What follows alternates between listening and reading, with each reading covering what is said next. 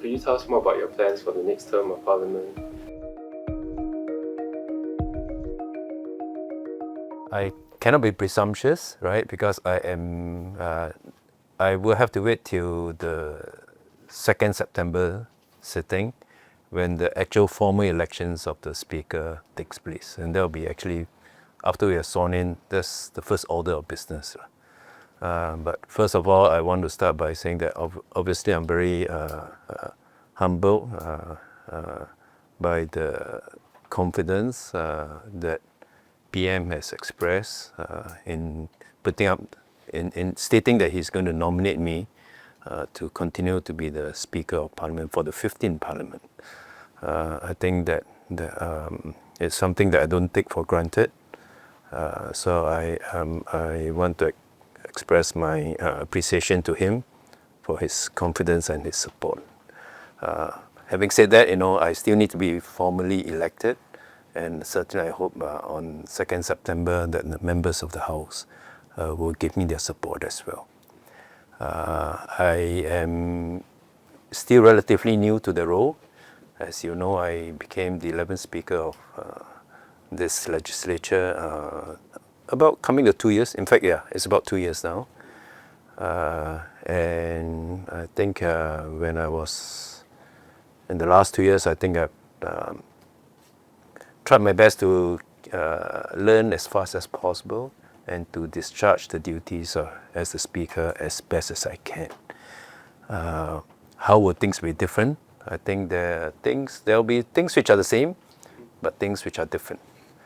First of all, the 15th Parliament will be a bigger Parliament.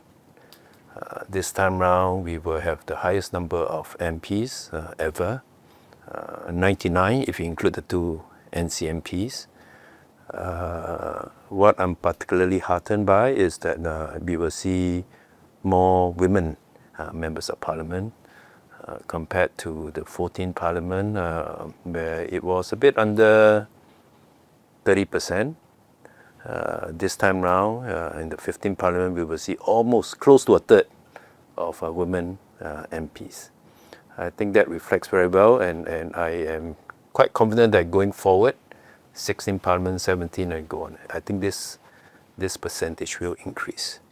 I think that speaks well for the population at large, and that speaks well is also better representation of any country for that matter, right? And certainly in the case of Singapore, I think that's a healthy development. I still recall when the 14th Parliament, when we were sworn in, it was a very different atmosphere. We were sworn in 2 different places. It was still, towards the tail end of, it was during COVID time, so we had to be sworn in at 2 different places, the old Parliament House and here. This time around, fortunately, no more of that. This time round also, compared to 14th Parliament, we will effectively have only 2 parties. Right? Is this a sign of the times? I think this is something which the electorate will decide in future. We will also have a new cabinet in place. We will have many of the 4G ministers are now fully in place. New ministers, not so new Prime Minister now, right? So I'm certainly looking forward to the 15th Parliament. I do see that, I am quite sure with a bigger Parliament, and given that we are now entering an era where the world is in quite a different place, right? The world order is also being re-established and is evolving. Do I see more debates coming up? Do I see more policies that needs to be reviewed? Some new ones to be drawn up to face these challenges? Certainly. And accordingly, I think we can expect more debates to take place, more views to be expressed, because the fact is that we are living in a very uncertain world. And with more uncertainties, I think naturally you expect possibly more differing views to be expressed, and more policies that need to be formulated to tackle the challenges of the day and to prepare for the future as well. So I don't see a lack of debate. I don't see a lack of sittings. Although having said that, I think sittings need not be necessarily, we don't need to have longer sittings to achieve what we want to achieve, right? I think the key is really effective, constructive debates. And that's what I hope to see, that the quality of debate is moved to a next level. And I want to be able to do my part to ensure that such debates take place in a manner which achieves the results, in a manner which is done orderly, in a manner which is done effectively and efficiently.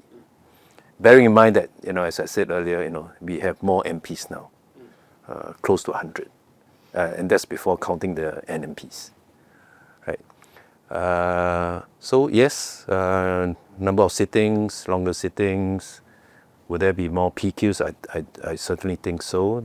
Would there be more bills to be passed, more ministerial statements? Possibly. But if I can touch a little bit about PQs, that's something that we have observed in not just in the 14th Parliament, but it's a trend that is now becoming quite obvious that there's more and more PQs being filed. Perfectly nothing wrong with that. But what I do want to sound a word of caution is that we don't get into this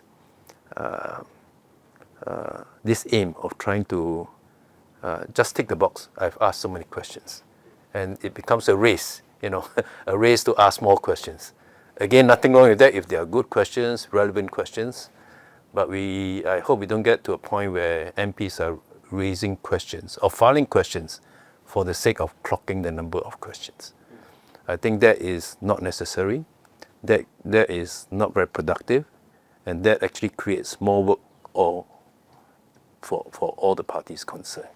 But like I said, nothing to stop people, and members should feel free to ask questions, but not ask for the sake of asking and filing, and wanting to make sure that I meet a certain mark, a certain number of questions.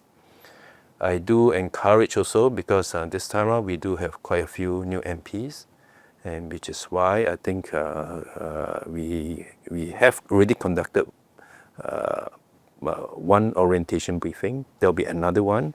It's important that that we brief them. They bring themselves up to speed on what the processes are, what are the do's, what are the don'ts, as they have a clearer understanding of the processes and the rules. I think this will also allow them to perform their roles as parliamentarians better.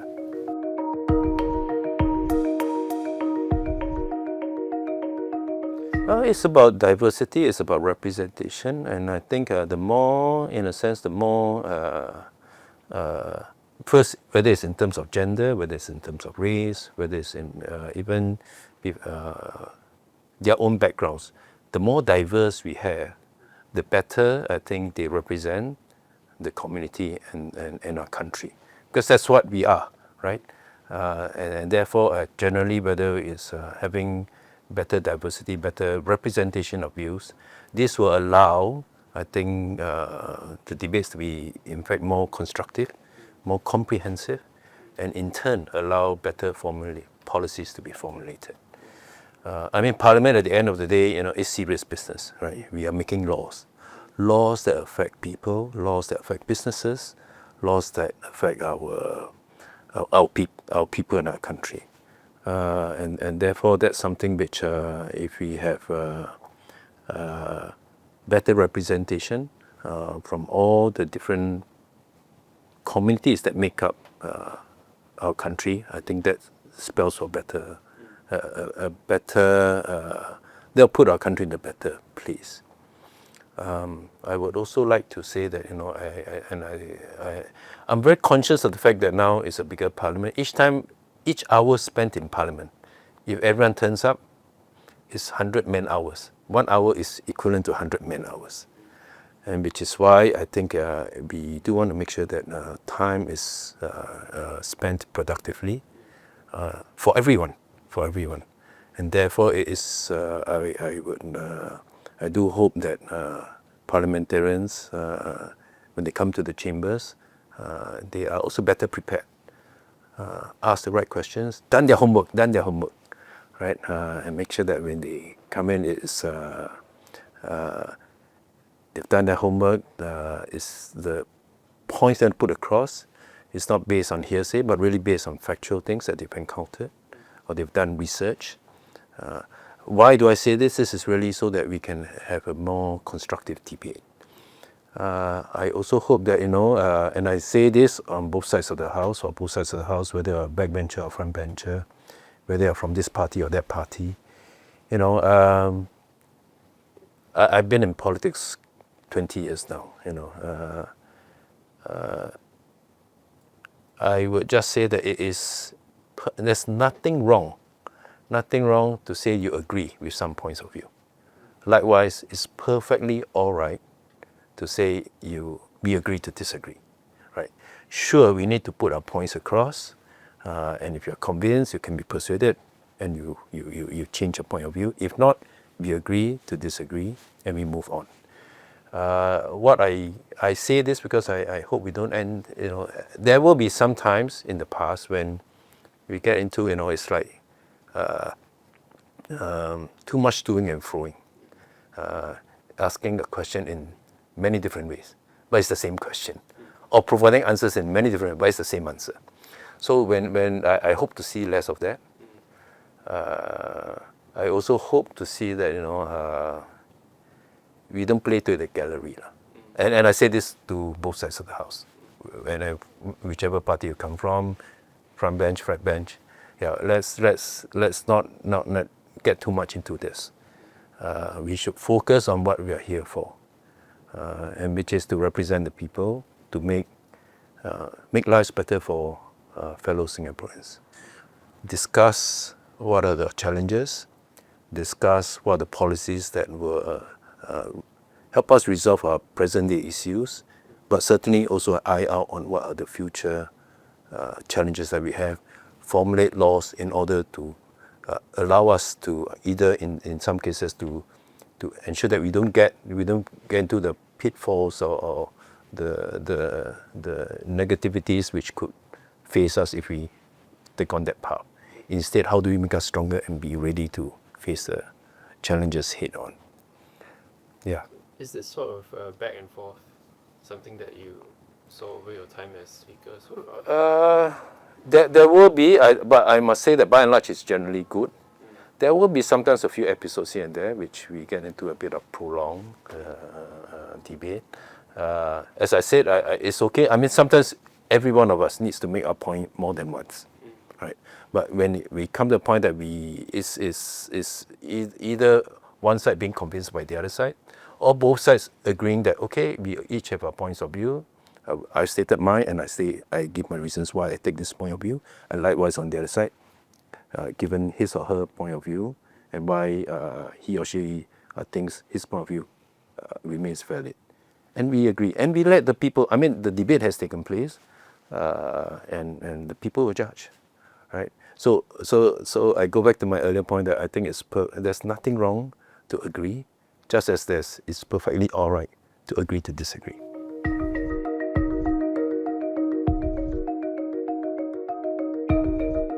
Well, at the end, for any debate to take place, we do need to go with certain rules, right? And in Parliament, we have the standing orders, which will guide all debates, how we ask questions, and the processes are all, the do's and don'ts are all spelled out in the standing orders. As long as members know and remember what are the standing orders, I think I'm quite sure that we will be able to go through our Parliament sittings in a very constructive, effective, and efficient manner. Sure, from time to time, sometimes they are not sure, and they are free to check with us. Sometimes at that point in time during the debate, I need to step in to make a certain determination. I will do that. But I have always taken the view that we don't know everything, right? Likewise, I certainly don't know everything, but we can learn, and we should learn. We can be reminded, but there also comes a point in time where you shouldn't have to be reminded too many times, right? More so as being parliamentarians, and which is why we are doing some of these briefings earlier. We've done one part of it. There will be another one which we are going to conduct for all the new MPs closer to the 2nd of September when they are being sworn in.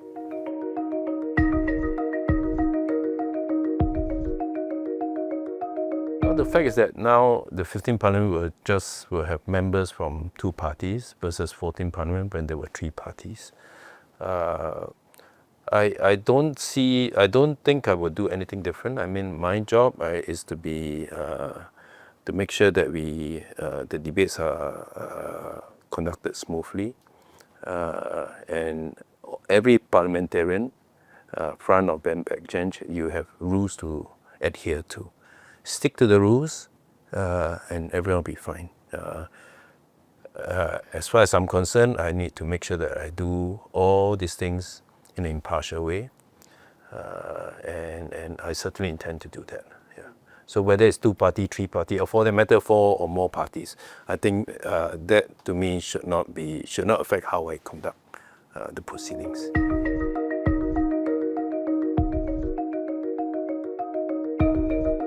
I think first of all, I think since 2021, parliamentary sittings have gone.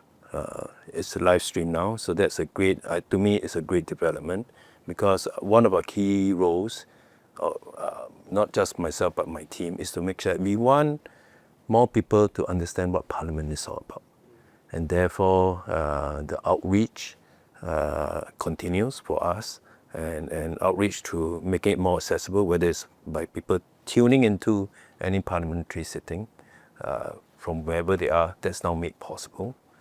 At the same time, we have also see what else we need to do to step up our outreach efforts to the community. We continue to conduct many briefings, tours of groups that are interested to understand about Parliament. In fact, many from the education, whether they are in secondary school, JC, tertiary, many of them do come, which is a great development. Earlier on, yes, I did say that we are embarking on what else do we need to do, and one of the things that we are embarking on now is to create what we call PAL Metaverse, which is really a virtual parliament space.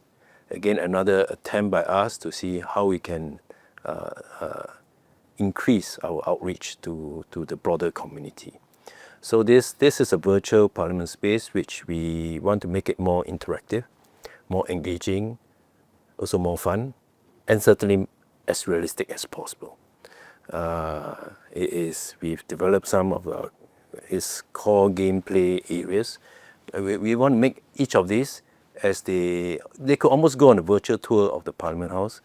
It's as though they are actually in it. We really want to make it the look and feel as realistic as possible. But at the same time, as they go through this, certain things that they could, you could say, for lack of a better word, engage in the gamification of these, and in the process learn about the processes and what Parliament is all about. So that's something that we're working on. We hope to complete in the course of this financial year. Okay. Yeah. So look out for it. Done by working in collaboratively with some local talent here. So we're quite excited, and I think this is another attempt of ours to really step out the outreach to the broader community. Why do you think it's important for Parliament to reach more people? Well, like I said, Parliament, this is where laws are being reviewed, new laws are being made, where this is a place where we allocate resources, the budgeting, These are things which every Singaporean should be interested in, because as I said, whatever is done here will affect the lives of all Singaporeans, not just Singaporeans, as an individual, your family, your community, your workplace, and also affects how our country, we also make laws, because it's not just about Singaporeans, it's about the country. How do we, make ourselves create jobs which will make Singapore a better place to live, to work, and to play. So it is something that really know that whatever is decided here, actually really has a profound impact to every individual and family.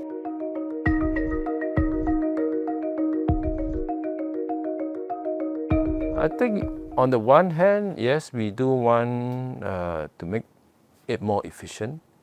But I think, efficiency also there's a certain limit to efficiency, right? I think in the course of debates, in the course of people speaking, I think these are also important things which you cannot do without. I mean, Vika, if I want to hear you speak, it's very different from reading your speech, right? I want to see how you speak it, how you deliver it. I want to see how you look at me, how you deliver it. Your body language also tells a story, right? So there are a lot of things which I think we want to improve efficiency. But I think with respect to, I'm not saying it won't be done in the future, but I think for now, I think the need for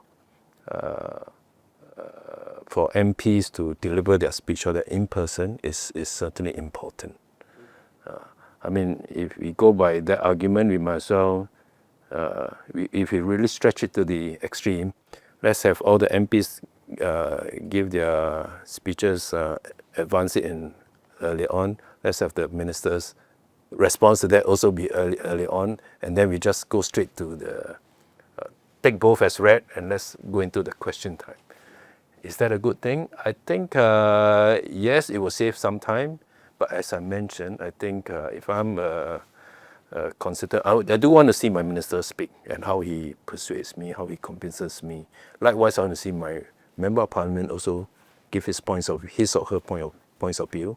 I want to see how he articulates, how he's able, his powers of persuasion, how he convinces us, how he and sharpen his or her debating skills. I think these are important things as well, which I think for now, if you ask me, am I gearing towards that? I don't think so. There's a place for efficiency, but not to that extent. But are there other areas where we can find ways to make it more efficient? For sure. I think we will continue to see how we can make processes more efficient. But if I go back earlier on to what I said, if we can do those things which I say, the do's and the don'ts, I think it will save quite a lot of time without having to resort to such measures. Yeah.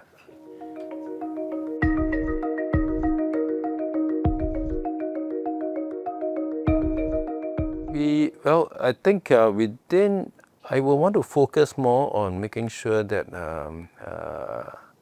as I said, first of all, I want to impress on all that number one, the need, when they come into the chambers, be prepared, be present, right? And to be present and to be able to have done your homework, to know the do's and don'ts. The points I made about, it's okay once we made certain arguments, it's all right to agree. There's nothing wrong to agree with some points of view, which may not be our initial position. Likewise, after a few rounds, it's all right, it's perfectly all right to agree to disagree. If we stick to all these, I think I would say we still have some way to go, right? I don't think we have reached that stage yet. And I want to go back, I'm not saying all this because I want to have shorter sittings or lesser debates. No. In fact, we all want more robust debates, but we want, because there's more MPs, I'm quite sure, there'll be more policies, more bills to be discussed and debated. And as things evolve and things are now taking place at a breakneck speed, things change quite often. So I think the ability to ensure that we have adequate time to discuss all this is paramount. And as I said, I'm very conscious of the fact that if everyone is present, every hour that we sit here is equivalent to 100 man-hours. And when the NMPs come in, it's more than 100 man-hours per hour. So I do want to make sure that we all spend our time in Parliament productively.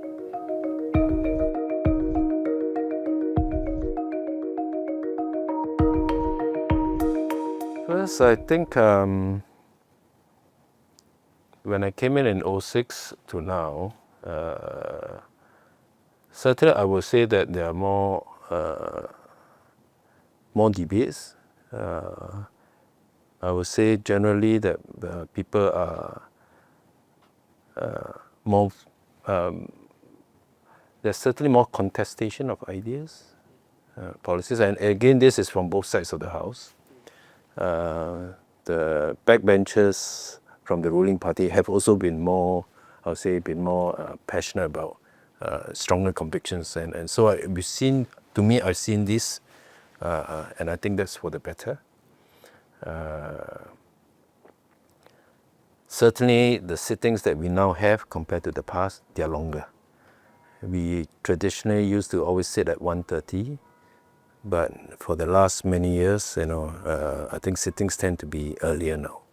So the 1:30 start seems to be less of the norm than before.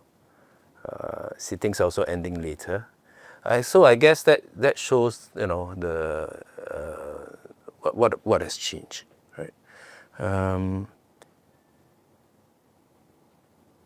Certainly, I think the number of, again, if you look at the statistically, the number of PQs, the number of bills, I think, again, all these have also gone up. So I think these are the things which have changed. How has the role of the Speaker evolved? I can't speak for the rest because I've only been the Speaker last 2 years. But I do say that, I will say that I think, and this, in fact, some of my predecessors do tell me that, wow, and this is in their words, the Speaker these days need to, not that they didn't work hard, but now need to work even harder and be even more alert. It's true because there's also live streaming never happened before. But I think it keeps everyone on their toes. Not just Speaker, everyone. all in the chambers need to be on their toes. And I think all these are things for the better. It does make your job more, you could say, more demanding. But I think that's part of the job requirements. Not just for the Speaker, but for every member of Parliament as well.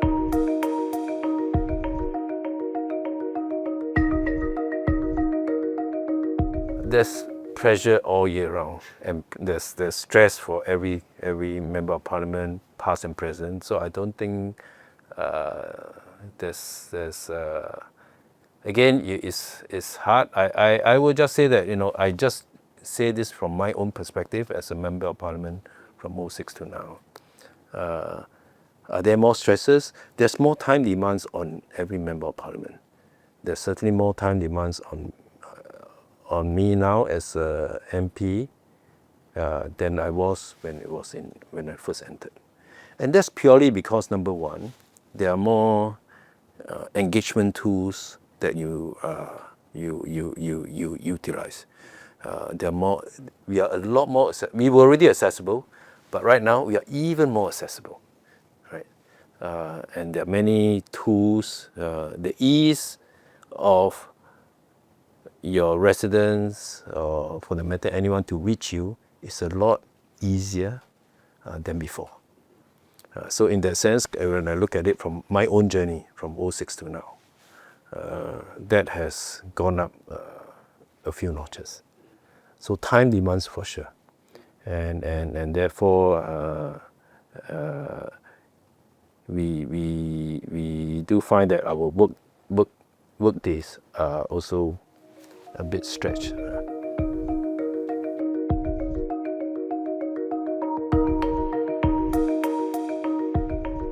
I have always, my friends and my work colleagues always tell me that I am generally a person who is relatively calm, very consistent.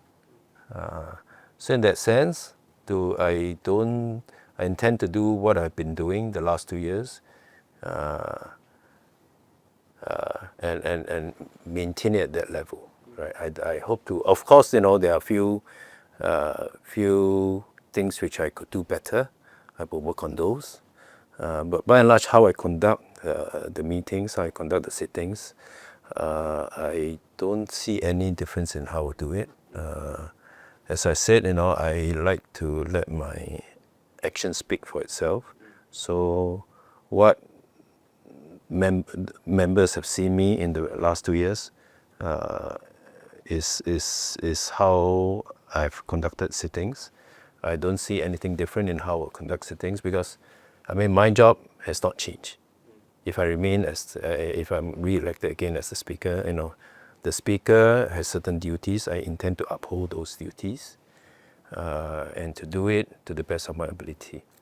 And there are also duties outside the house, outside the chambers. That likewise is something which I will strive to do the best, because when you're outside the chambers, you're representing the Parliament of Singapore. And that's also an important role of the Speaker of the Parliament.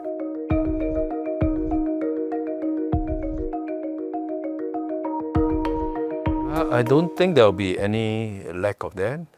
In fact, if anything else, I would say that actually, given the current situation where the world is, where unfortunately, the world order is also kind of shifting, a few shifts here and there. I think the importance of in this case, our MFA, in fact, is now, I would say their job is even harder now, right? And likewise, accordingly, and diplomatic ties are established at different levels, right? Government to government, parliament to parliament as well.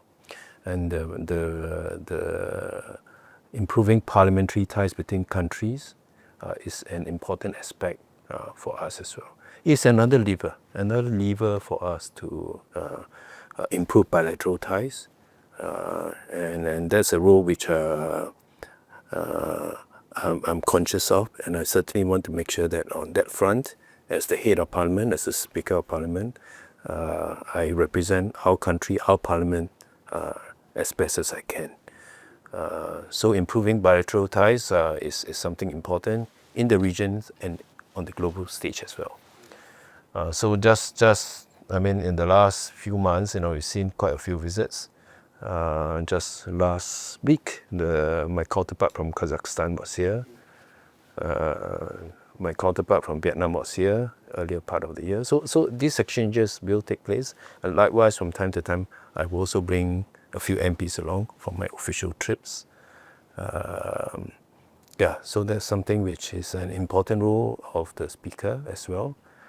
And for all parliamentarians, likewise.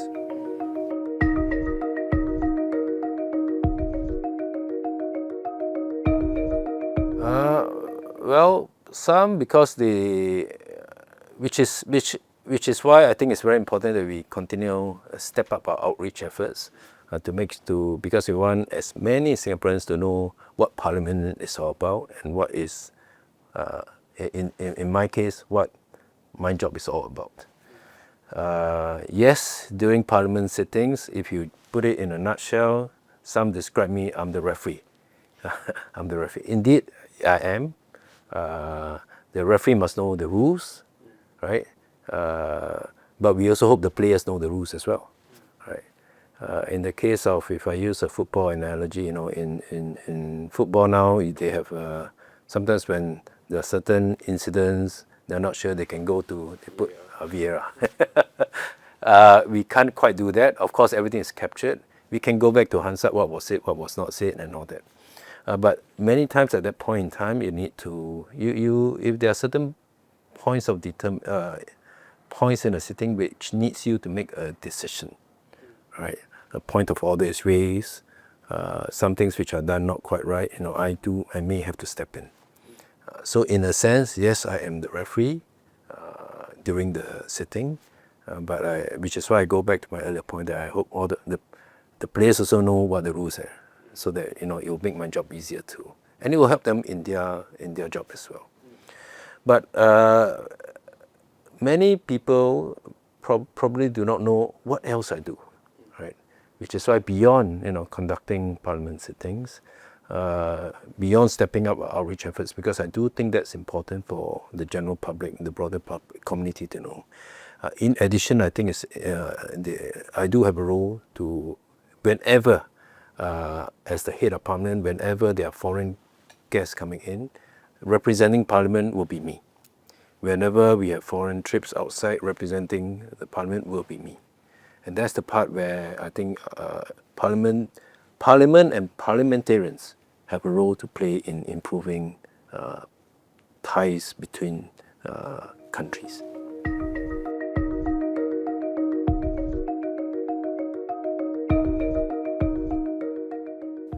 I think in life, many of us, actually, sometimes you find that you wear more than one hat, right? You are, even if you're in a family setting, you're a father, you're a son, your uncle, in the corporate world, you hold this position, but at the same time, you hold other positions. We wear many different hats. And sometimes we may be wearing the hat because you're volunteering in another organization, you wear another hat. And when you wear different hats, the important thing you need to remember is that which hat are you wearing, right? When I am performing my role as a Speaker of Parliament, I'm wearing that hat. And that hat requires me to be impartial. That hat requires me to make sure that I know my rules, that I apply the rules consistently to all members. And if one member doesn't observe the rule, whichever party, I should be agnostic. So using, again, if people look through the last 2 years, have I, for any member who didn't quite observe the rule, have I told them about it? Do I ask them, and I have said that to both, and there are members from both sides of the house who have heard those from me. So the records, if people really look through, did I ask member, hey, you stay one time, I'm going to, and that one, have I said it to a PAP member? Yes. So if the records show that, I have, at least to my mind, tried my best, apply the rules consistently, regardless of which side of the house they are from. So like I said, yes, the fact is that I am a member of the PAP. That one is a fact, right? And in the general elections, I stood as a member of the PAP. So I wear that hat. When I'm representing my constituents, I'm a member of parliament for my GLC. I represent my constituents. But when I'm in the chamber, I'm wearing the hat as the Speaker of Parliament. I'm not wearing the hat of the PAP member of Parliament. So is it difficult? I think you need to internalize. As I said, I was in the corporate sector for many, many years. I've worn many different hats, multiple hats, right, at different points in time, right? And each time when you wear a hat, you could be speaking on a sports matter because you're in the sports association. You're speaking as in a charity organization. You're wearing different hats, right?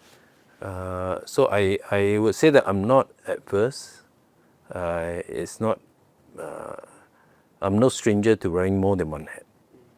I'm quite clear that when I'm wearing the hat as the Speaker of Parliament, my allegiance and my role is to be an effective, impartial Speaker of Parliament.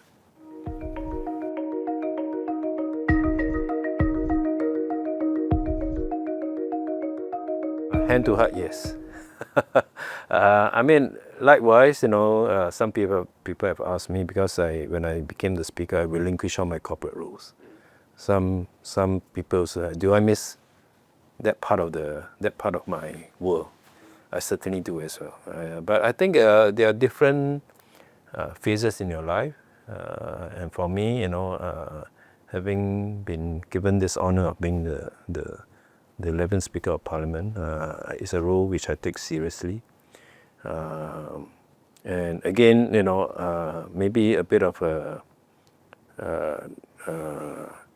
unknown fact is that actually as a speaker, actually I could continue to work, to perform, if I to continue my other work. But in my case, I decided not to, so that I just focus fully on this. But that's something I took that decision because number one, I think from a time management point of view, it will be a bit tough to hold on to my corporate job and be the Speaker of Parliament. And therefore I decided not to, so that I could focus fully on this. But do I miss my corporate world? Do I miss being a backbencher? Yeah, because there are, sometimes the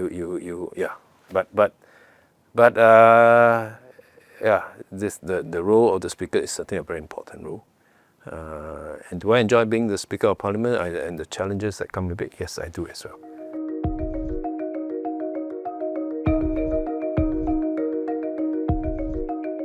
Number one, the fact is that now actually, I get to meet more, and also talk to more of the MPs. I get to hear, I must confess that, obviously, being the speaker now, you're in the chamber most of the time. Most of the time. You get to I get to listen to more debates. Of course, there are more interesting ones, and sometimes some of the speeches could be not as interesting. But it comes with the turf. I do enjoy being able to represent Singapore, the Parliament of Singapore, with respect to our foreign guests when I lead our parliamentarians abroad. I think that's something that I do with pride and with honor. And it's when during those moments, during the times when you realize the respect that many parliamentarians from other parts of the world have for Singapore. That sometimes is not something which you realize until you're out. It's like, many Singaporeans when we travel, then we realize, we enjoy our holidays, but and then we say, wow, it's still best at home. I want to come back home. When you've seen other things, you realize that actually Singapore is we've been very blessed. I think we've been very fortunate, and certainly with respect to the Parliament of Singapore, I think they are held in quite high regard across the world.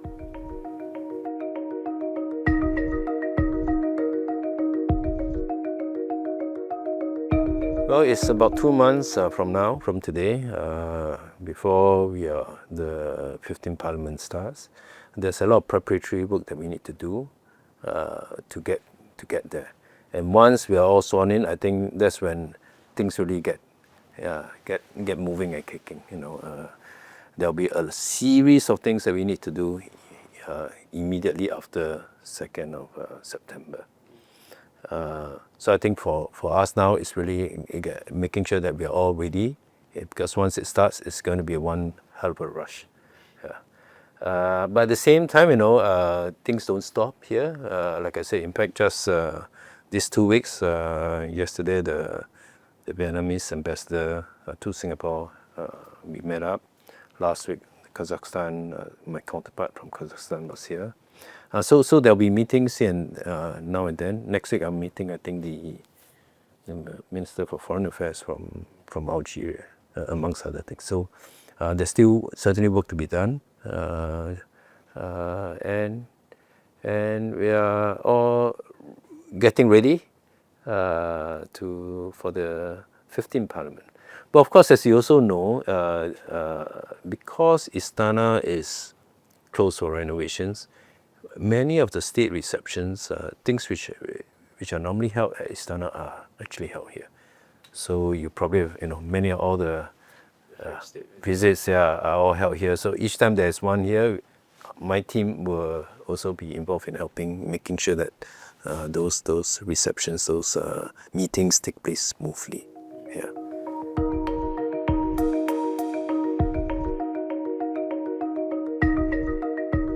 Yes, we all have different roles because, as you know, there's the executive, which is the government.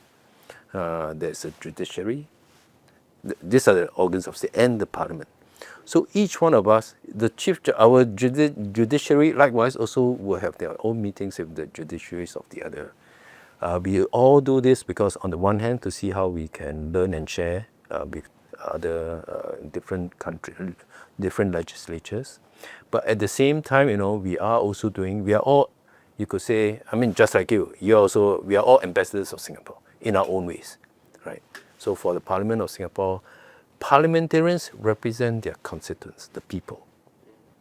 So when parliamentarians meet together, when speakers meet together, we're actually representing the people and trying to see how we can improve ties. Diplomacy works at all levels, and we need to use all levers when needed. You want to improve ties across all, government to government, business to business as well, people to people, and certainly parliaments to parliaments.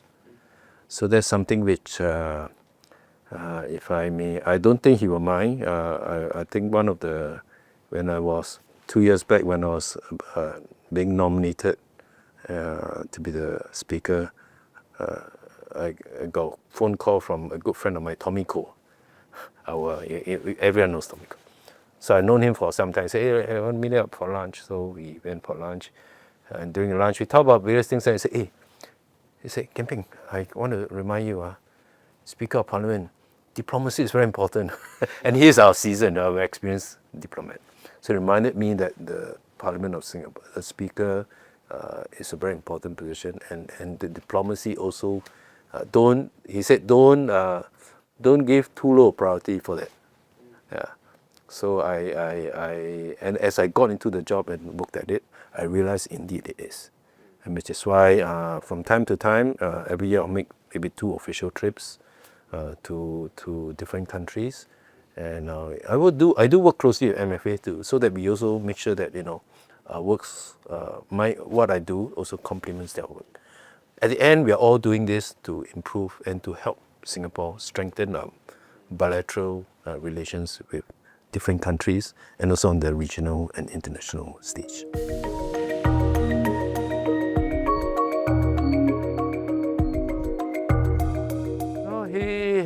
I still meet up with him from time to time. He's certainly a very experienced diplomat. But I think the key thing is to say we always try to understand, also look at from their perspective. He also reminded me, be generous in our sharings. I think we have benefited from others. Now we are in a better position, and where we are able to share, I think we should also do that. So I'm also, likewise, I subscribe to that. We learn all the time, but we should also be ready to share all the time. And when we do this, it's actually it's win-win for all.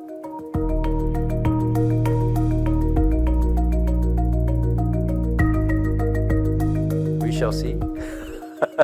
Well, I like I said, I do think that, I do look forward to the 15th Parliament.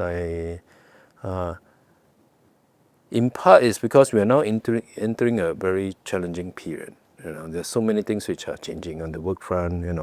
Technology. There's good and the bad about it. There are many issues which the whole world needs to delve in, and Singapore is no exception. We have our advantages, but we have many things going against us. So how do we better prepare ourselves? More so as we look through the last 60 years, we are in a very, very fortunate position, and that is only because of the predecessors before us, with the support of the people as well. It is never a given. We've seen older civilizations, older countries rose and fell, right?